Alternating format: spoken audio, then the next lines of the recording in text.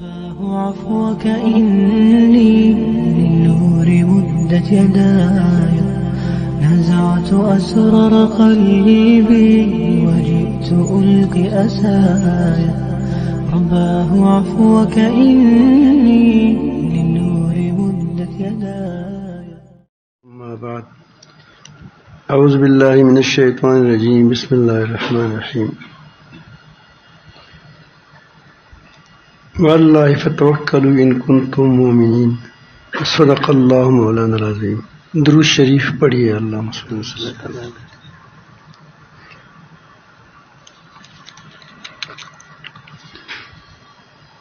کل کی بیان میں اللہ تعالی پر بھروسہ و توکل کے متعلق کچھ ضروری باتیں سامنے آئی تھی. توکل کسی کہتے ہیں اور توکل کیا ہوتا ہے اور متوکل کیسے ہوتے ہیں، اس کے متعلق کچھ گزارشات پہلے کل کی بیان میں آ چکی ہیں. اس میں ایک بات یہ بھی تھی کہ دو باتیں آئی تھی کہ اسباب نہ ہو تو پھر مسبب الاسباب پر، ویسے نہیں کہ اسباب ہو تو اسباب کو اللہ تعالیٰ کے حکم کے مطابق استعمال کرے، کیونکہ آپ کو معلوم ہو اب متوکل ہے، اللہ والا ہے، ایمان والا ہے، مومن ہے، تو جب اسباب ہوں تو کہو کہ اللہ تعالیٰ دی ہوئی اسباب ہے تو شکر کریں اور شکر کے ساتھ اس کو استعمال کریں، اور جو چیز جس کام کے لیے بنایا گیا ہو اس کے لیے اس کو استعمال کریں، اس کی جو حقوق ہیں اس کو پورا کریں.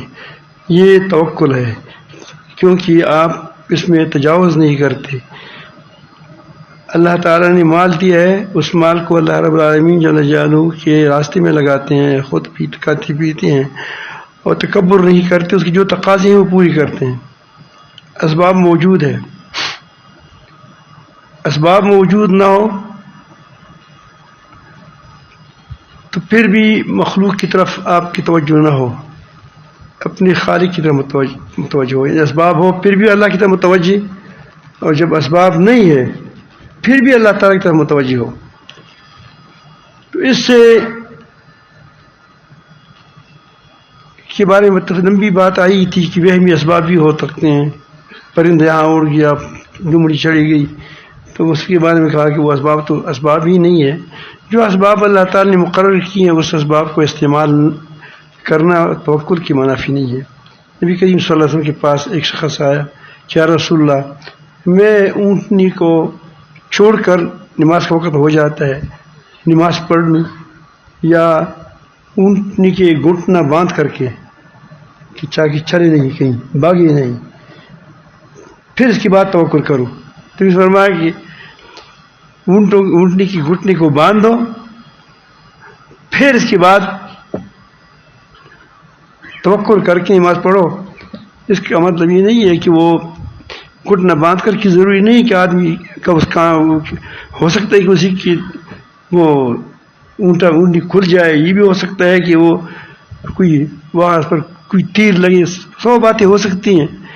یہ مطلب ہے کہ آپ بتایا کہ تدبیر کے ساتھ تقدیر پر بھی اللہ تعالیٰ پر بھی توکل ہو، کہ وہ کہیں کرتے ہیں. تدبیر اس لیے کرتے ہیں کہ اللہ تعالیٰ کا حکم ہے، تدبیر اسی لیے اختیار کرتے ہیں، اسباب اسی لیے اختیار کرتے ہیں کہ کس کا حکم ہے؟ اللہ تعالیٰ کا حکم ہے کہ دی ہوئی اسباب کو استعمال کرو. اور جب اسباب نہ ہو تو پھر مالدار کا کمال یہ ہے کہ وہ ڈھونڈ کر کے فقراء کو پر اپنے مال کو، اپنی صلاحیتوں کو لگا دے. اور فقیر کا کمال یہ ہے کہ وہ مخلوق کی بجائے خالق سے مانگے حتی الوسع. یہ فقیر کا کمال ہے، دونوں کی کمال ہے، دونوں کے لیے درجات ہیں. تو نبی کریم نے فرمایا کہ اونٹنی باندھ کر توکل کریں. ہمارے ایک ساتھی ہے، اس کا نام وزیر ہے، تل کا رہنے والا ہے، بڑے زبردست آدمی ہے.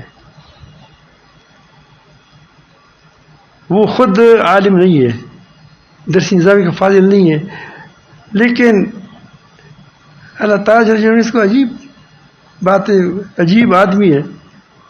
اس کو لکھنا پڑھنا نہیں آتا.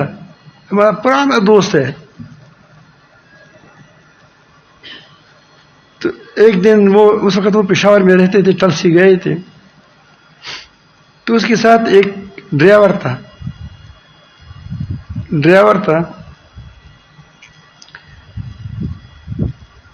اس کی گاڑی کا ڈرائیور تھا. وہ خود میرے خیال میں غالباً گاڑی نہیں چلا سکتا ہے، چلا سکتا ہے، لیکن ٹیکسی کے لیے غالباً اس نے پکڑا تھا کہ آپ اس پہ مزدوری کرے، کچھ کرایہ دیتا ہوگا یا کچھ ہوگا. ان کی معاملات. لیکن وہ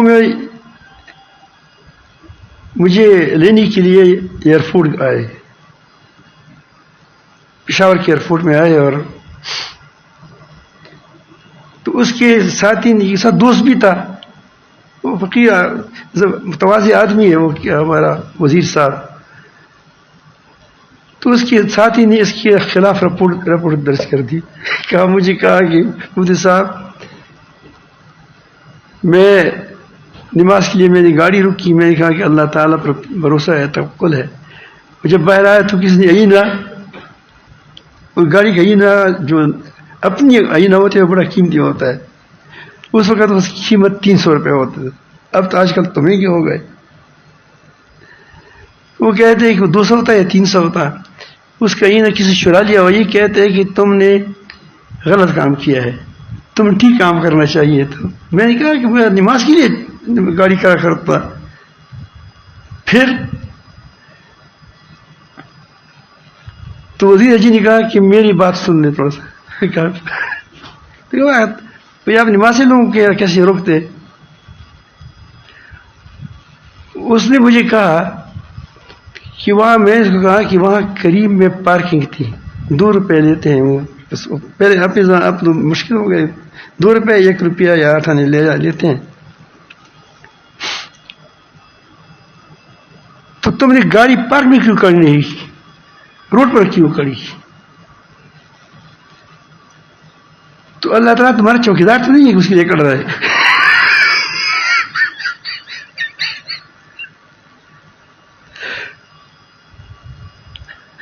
تو آپ گاڑی کر لیتے اسی وہاں، واقعی وہاں قریب، وہ اس ساتھ وہ بھی قریب ہے پارکنگ.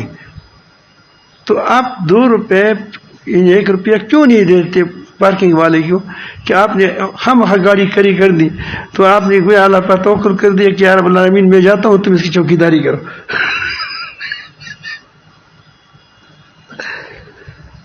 میں بھی حیران تھا. وہ دوست آپس میں نے کہا کہ مام اسی کی بات ٹھیک کر رہا ہے. کہ پھر میں یہ حدیث اس کو پڑھائی ہے کہ اونٹنی کو باندھ کر کے توکل کرو. تو بعض لوگ، میں نے کل بھی عرض کیا تھا کہ وہ توکل کی الٹا معنی لیتے ہیں. خود حسن علی فاروق فرماتے ہیں کہ آسمان سے اللہ سونا نہیں برساتا، اس کے لیے یہی کھیتی پیدا کی ہے. اسی کھیتی میں کیا کرو، ہل چلاؤ اور دکان دی ہے، اس میں تجارت کرو. یہ پکو. صحابہ کرام اس طرح کرتے. صحابہ کرام رضوان اللہ اجمعین وہ سلجھے ہوئے لوگ تھے. وہ نبی کریم صلی اللہ علیہ وسلم کی صحبت اٹھا چکے تھے. میں آپ کسی ایک واقعہ سناتا ہوں. تو یہ ایک بار 2 فقیر تھے، مسلمان تھے اور بہت زیادہ ندار ہو چکے تھے. تو انہوں نے خیال کیا کہ مدینہ منورہ نہیں ہے یا اطراف میں کہیں جائیں گے، وہاں کے لوگ سخی بھی ہے اور جو اس کے پاس ہوتے ہیں پھر وہ بخل نہیں کرتے. واقعی اسی پر صحابہ کرام رضوان اللہ اجمعین کا زمانہ تھا. تو یہ وہاں گئے تو کسی صحابی نے کہا کہ میرے پاس تو کچھ اتنا نہیں ہے، کھانا کھلایا، پانی پلایا، میں فلان ساتھی کے پاس جاؤ، تو وہ صحابی تھا، اس کے پاس اس کو بھیج دیا. انہوں نے اس کا بات کی کہ ہم تو کچھ فقر سے کم بڑے پریشان ہو رہے ہیں، آپ کو ہمارے لیے کوئی ترتیب بنائیں. تو وہ خاموش ہو گئے. صبح کے وقت یا اس وقت اس نے اپنے ساتھ خادم بھی کر دیا اور چل پڑے راستے. اور راستے میں پنبا مل جاتا تھا نہیں، وہ ملوچ، اس کو اٹھا لیتے تھے، چترا اٹھاتے تھے. تو سوچا کہ یہ تو خود چتروں کو اٹھا رہا ہے، اب اس کے پاس تو جب ستنی کو کوہنی ماری، وقت نہیں ضائع کرنا ہے. یہ خود چترے اٹھاتا ہے، کہیں چترا پات لپا لیتے اس کو اٹھا لیتا ہے. پنبا تھا وہ اٹھا لیا، کوئی ٹوٹی ہوئی چیز مل گئی، کپڑے وغیرہ کی کوئی چیز وہ بھی مل گئی، بوریاں مل گئی، سب کو اٹھا لیتے. اور ایک بوری میں 2 بوریاں تھیں اس میں ڈال دیتے، وہ بھر گئی. کہ بازار آئے، وہاں خشک گوشت خریدا. کچھ اس زمانے میں یہی ترتیبات ہوتی تھی، خشک چیزیں، خشک وہ اس کو سکھا دیتے تھے، وہ چربی کو، اس سے وہ اس کو گھی ہوتا تھا. تو وہ لے لیا، اور دال چنے وغیرہ، وہ جو چیزیں روزمرہ کی خوراک کی چیزیں ہوتی ہیں، اور بہت بڑے بڑے 2 اونٹوں کے بار برابر کر دیے. پھر میلے میں چلے گئے، میلے میں 2 اونٹ خریدے، بہت فربا، اور ان سے کہا کہ اس کے لیے وہ زین بھی خریدی، زین بھی ڈال دی. پھر آئے، اب خیال تھا کہ کچھ کام ہوگا، اس کی ترتیب ہوگی، اور اس پر اس کو بار کر کے اونٹوں پر، 2 اونٹوں پر، اور ایک اونٹ ایک کو دے دیا، دوسرا اونٹ باشدہ دوسری کو دے دیا، اور ساتھ ساتھ یہ بوری بھی دے دیا کہ اگر تمہارا زین خراب ہو جائے، یہ پٹ جائے تو اس کے اندر یہ پھر ڈالا کرو. اب کتنے بڑا سبق دیا اس نے. ایک آدمی مالدار ہے، لیکن وہ ایک چیزری کو ضائع نہیں کرتا. ایک طرف اس کو یہ اسباب کا قدردان ہے. ایک چیز فضول پڑی ہے، کیوں خراب ہو جائے، اس کو ایک کام میں لانا چاہیے. اس ایک واقعے میں آپ دیکھ لیں کہ کس قدر صحابہ کرام اس کی دماغ کس طرح متعدل تھے. ہم تو جب 2 مرتبہ لا الہ الا اللہ کہتے پھر کہتے ہیں کہ ہمیں اب میں پیغمبر بننے والا ہوں، اعوذ باللہ. کوئی دعویٰ بھی کرتے ہیں میں مہدی بننے والا ہوں. اب کوئی کہتے ہیں کہ میں آسمان پر چڑھنے والا ہوں. کچھ بھی نہیں ہو تم. یہاں روزانہ 1-2 بار تو ایک ماہ میں تقریباً 1 مہدی تو آ جاتا ہے. ان لوگوں کو پتہ ہے، تو دماغ خراب ہو جاتے پھر وہ یہاں آ جاتے. تو وہ یہ ہے وہ لوگ کہ جنہوں نے دنیا میں انقلاب برپا کیا تھا.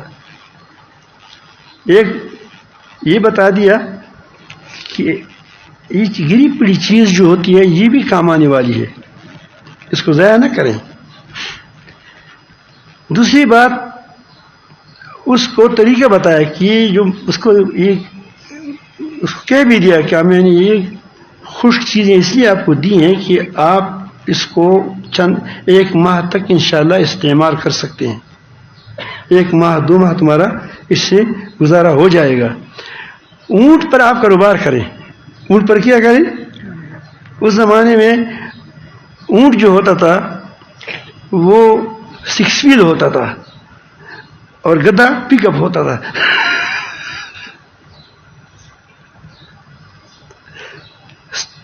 اب دیکھیے اس کو اس پر نہیں کہ بس پیسے دیے بس جاؤ. نہیں اس کو کاروبار پر لگا دیا. اس کو نہیں کہی کہ بس اللہ سے مانگو بس توقع کرو، کہو کہ بس یہ اونٹ ہے، اس اونٹ پر اپنا کاروبار کرو، اور اس کو پھر چونکہ آپ کے پاس خرچہ نہیں ہے، ایسا اس کا خیال تک ایسا نہ ہو کہ اس خرچے کے لیے اونٹ کو فروخت کر لے.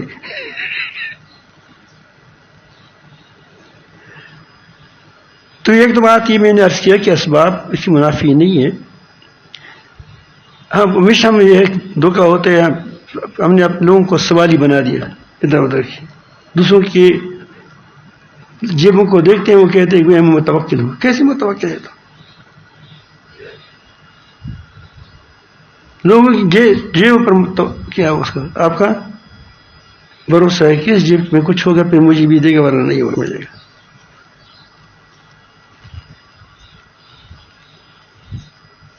دوسری بات، اللہ تعالیٰ کی کاموں پر آپ کا اعتماد ہو کہ آپ ٹھیک کام کریں، ٹھیک ٹھاک کام کریں، غلط کام نہ کریں.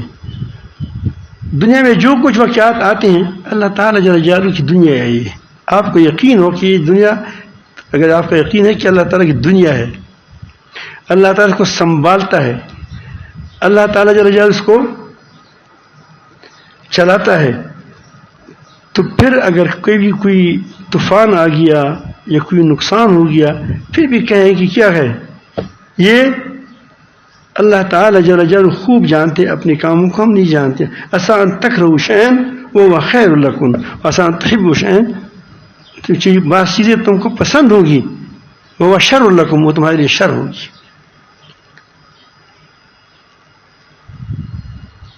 اب ایسا یہ آدمی کیسی زبردست زندگی گزارنے والا کہ جو بھی حالات ہو لیکن وہ تو اپنی طور پر ٹھیک چل رہا ہے.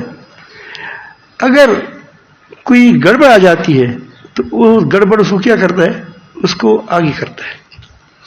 میں آپ کو ایک مثال واقعہ مختصر سے ترتیب بتاتا ہوں. ایک واقعہ کی حضرت یوسف علیہ السلام ہے. حضرت یوسف علیہ السلام کا قصہ تو بہت لمبا ہے، وہ 2 دن میں نہیں ختم ہو جائے گا اگر اس کی ٹھیک ٹھیک بیان کیا جائے. ہمارے حساب سے جامع وہ ہوتا ہے، تعلیم ہوتی ہے. تو اس میں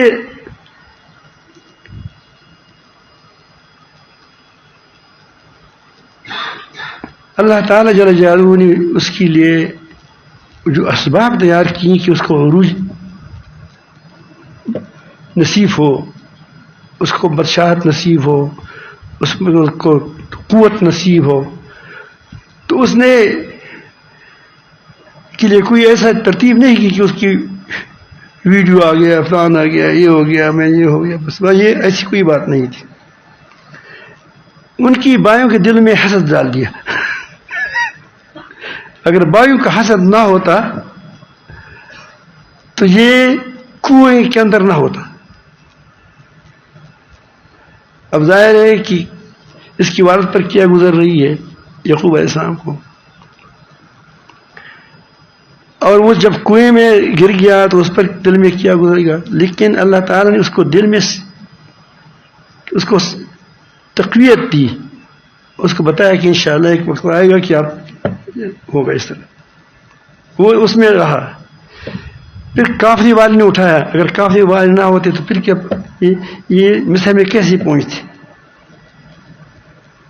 تو وہاں سے ان کو اٹھا کر اس کو بھی اس نے سمجھا کہ یہ کوئی ایسا معلوم ہوتا ہے کہ شہزادہ سے ہے، لے گیا معمولی سے درہم پر وہ اس کو فروخت کر دیا. اگر یہ کافری والے نہ ہوتی، یہ کنواں نہ ہوتا تو یہ عزیز مصر کے گھر میں نہ پہنچتا. اب جب یہ بڑا ہو گیا اور وہاں اس کی بیوی اس پر فریفتہ ہو گئی.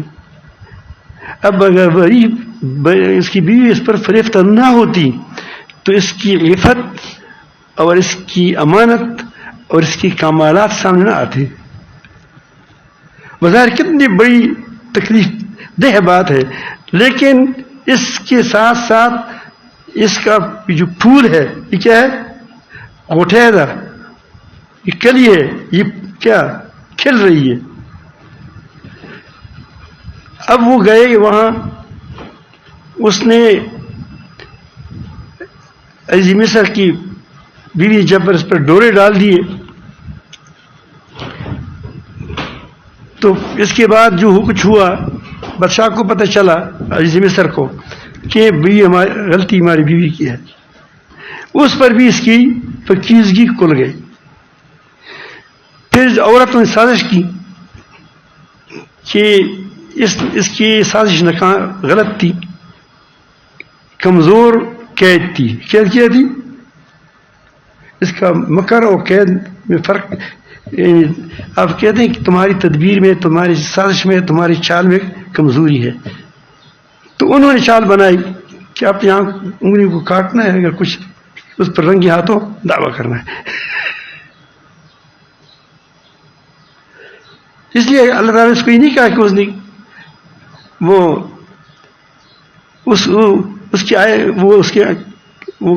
کٹ گئیں اس کی، اس کے آنکھیں کیا وہ انگلیاں کٹ گئیں. جس طرح بے اختیار اس کے بارے میں کہا ہے کہ حضرت موسیٰ علیہ السلام کے خلاف جو جادوگر تھے تو اس کے بارے میں آتا ہے کہ یہ نہیں کہا کہ سجدہ کیا، بلکہ کیا کیا، ان کو گویا کس نے پکڑا اور سیدھا کرایا اس کو. یہ بے اختیار گر گئے. یہاں بے اختیار نہیں ہے، یہ قطعنا خود کہتے ہیں کہ خود انہیں کاٹے تھے تھوڑا تھوڑا. پھر اس پر کہہ دیکھو کہ اس نے چاقو نکالا تھا. اب اس کو گیم آ گیا. اگر یہ گیم نہ ہوتا تو پوری دنیا علاقے میں یہ بات مشہور نہ ہوتی. پھر یہ جیل چلا گیا. اگر جیل نہ ہوتا تو پھر خواب بھی نہیں ہوتا.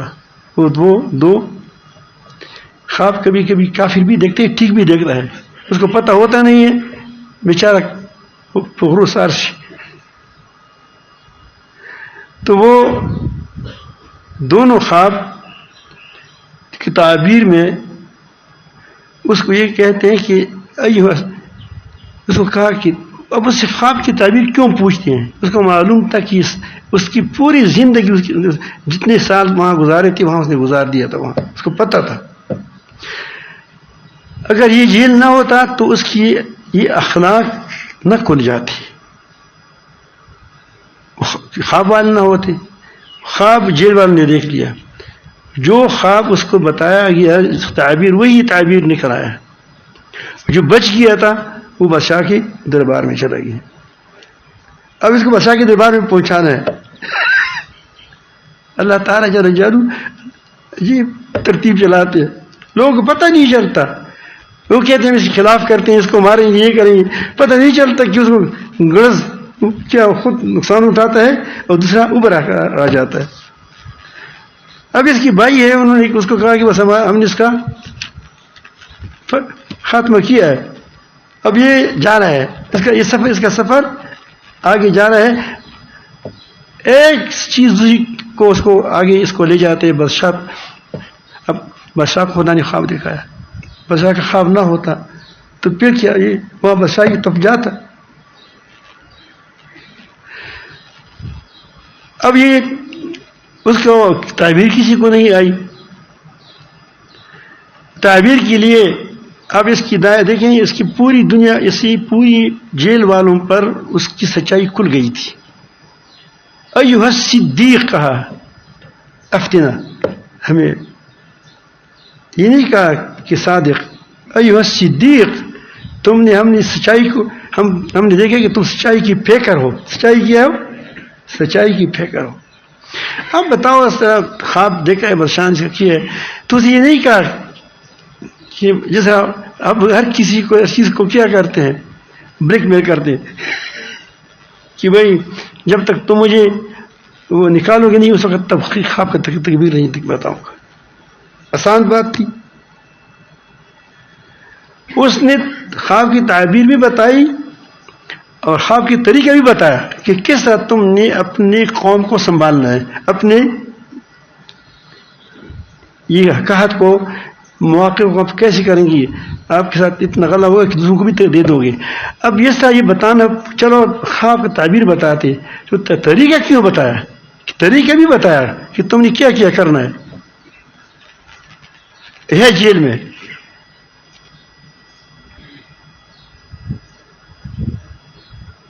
پھر وہ جیل والے بادشاہ نے کہا کہ تو بڑا قیمتی آدمی ہے، اس کے بغیر تو ہمارا کام نہیں چلے گا. بعض لوگ ایسے ہوتے ہیں کہ لوگوں کی مجبوری بن جاتے ہیں، وہ قوموں کی مجبوری بن جاتی ہے. اللہ پاک آپ سب کو ایسے ایک ایسا بنائے. مزہ کرتا ہے کہ آدمی قوموں کی مجبوری ہو، ملکوں کی مجبوری ہو، کہتے ہیں یہی نہ ہو تو ہم کیا کریں گے. اس کی مشورے سے لوگ فائدہ اٹھاتے ہیں، اس کے باتوں سے لوگ فائدہ اٹھاتے ہیں، اس کے وہ سوچ سے لوگ فائدہ اٹھاتے ہیں. تو اس نے کہا کہ یہ تو بہت زبردست اسکیم والا آدمی ہے. دیکھو خواب تو میں نے دیکھا ہے، چلو خواب تو ٹھیک ہے، اس نے تعبیر آتی ہوگی، لیکن اس کو طریقہ کیسے آیا؟ تو یہ آدمی اس کو لائے تو اس کے پیچھے وہ گئے کہ بادشاہ اس کو جیل کو رہا کر دیں. اس کو اب بادشاہ بلا رہے ہیں. تو اس نے کہا کہ نہیں، اس وقت تک میں نہیں لگا کہ میری صفائی پیش نہ ہو، کہ عورت تو یہ سازش کی تھی. اسے پوچھا جائے کہ تمہاری جو سازش کی تھی وہ تمہاری میں غلطی پڑتا ہے اور تم غلطی دیکھ سازش تھی کیا تھی. تو بادشاہ نے کہا کہ عورتوں کو بلایا، اس نے کہا کہ ہماری غلطی تھی، ہم نے سازش کی اس کے خلاف. اس کے بعد اب دیکھیں جب اس کو رہا کیا گیا، آ گیا اس کے پاس، تو اس نے ساتھ مذاکرہ کیا. کیا قرآن میں آئے کیسے فلما کلمہ، کہ ٹھیک ہے ایک کام تو ہم کریں گے، لیکن اس کام کے لیے تو ہمارے پاس کوئی ایسا مناسب آدمی ہے نہیں کہ اتنا امین ہو، اتنا، چونکہ آپ امین بھی ہے، حفیظ بھی ہے، آپ کی گرفتی معلوم ہوتی ہے، تو آپ اس کام کو سنبھالیں. اس کی تفصیل چونکہ یہاں یہ بات تورات میں بھی وغیرہ میں بھی آئی ہے، تو ہم نے اس کو یہ کہا کہ اس نے اپنے آپ کو بادشاہی کے لیے پیش کیا تھا. غلطی کرتے ہیں، ممبر ہونے کے لیے وہ دوری کر رہے تھے، اپنے پاس ہونے کے لیے کیا کر رہے تھے؟ ایسا نہیں تھا. فلما کلمہ، یہ جب مذاکرہ کیا کہ یہ کام آپ ہی کریں گے، تو اس نے کہا کہ ٹھیک ہے الحمدللہ میں حفیظ بھی ہوں، امین بھی ہوں، جانتا ہوں اس بات کو، لیکن پھر خزانہ میرے ہاتھ میں ہوگا. ایسا نہ ہو کہ خزانہ مال میں جمع کروں، اڑائے ثاقب نثار.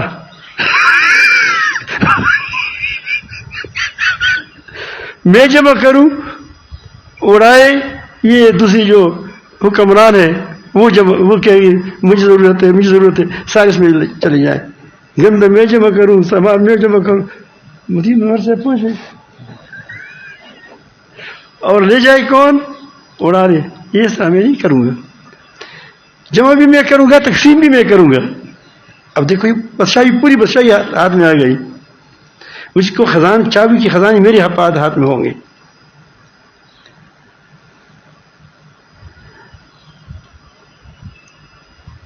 تو بالآخر آپ دیکھتے ہیں وہی بادشاہ کی ہے، وہ کیا بھائی اس کے پاؤں میں گر گئے.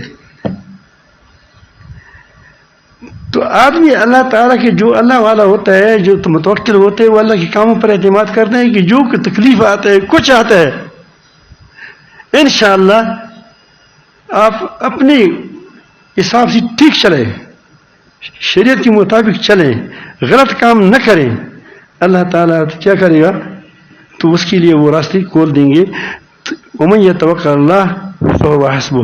توکل کا مطلب صرف یہ نہیں ہو سمجھا کہ اس میں کاموں پر بھی اعتماد ہو، اللہ تعالیٰ کے کاموں پر بھی اعتماد ہو.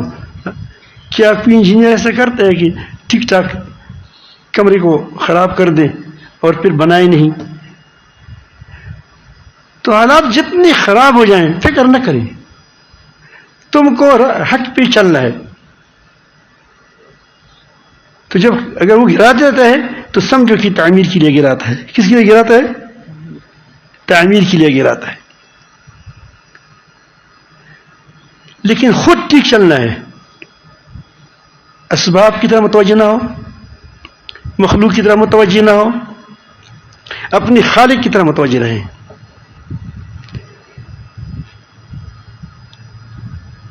اسباب نہ ہو. یہ مولانا عبداللہ سے بھی یہاں موجود ہے، ترجمہ کر رہے ہیں غالباً. میرے پاس آئے، ڈاکٹر نے کہا کہ تمہاری بیوی کام چھوڑ گئی ہے، یہ وہ تمہاری بیوی کی اولاد نہیں ہوگی، اس کا وہ نہیں، وہ گڑبڑ ہے رحم. خفا تھا. میں کہا ڈاکٹر نے کہا ہے یا خدا نے پیغام بھیجا ہے کہ بس یہ نہیں ہوگا؟ اسے کہیں ڈاکٹر نے کہا ہے. میں کہا دعا کا نفل پڑھو، تھوڑا صدقہ کرو، انشاءاللہ اللہ پاک جل جلالہ اسی بیٹی اسی بیوی کو تندرست کر دے گا. کیا آپ کو پتہ نہیں ہے کہ حضرت ہماری سارا بیوی، ہمارے اماں سارا، وہ بوڑھی ہو چکی تھی، خود کہے ہنستی کہ میں کیسے بیٹا ہوگا؟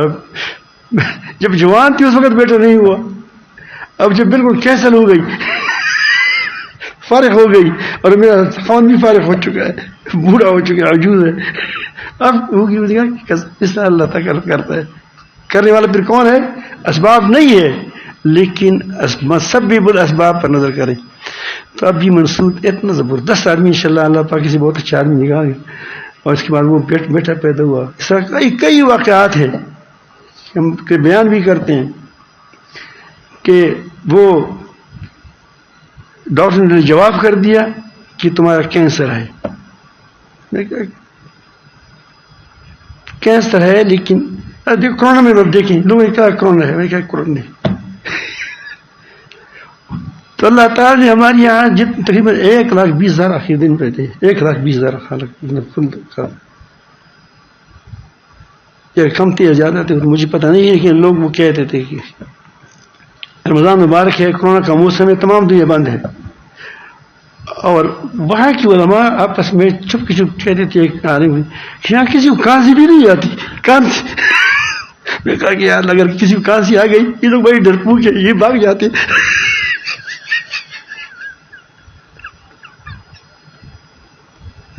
تو یہ بیان کرتا ہوں کہ جب اسباب نہ ہو تو کس کی طرف متوجہ ہو جاؤ؟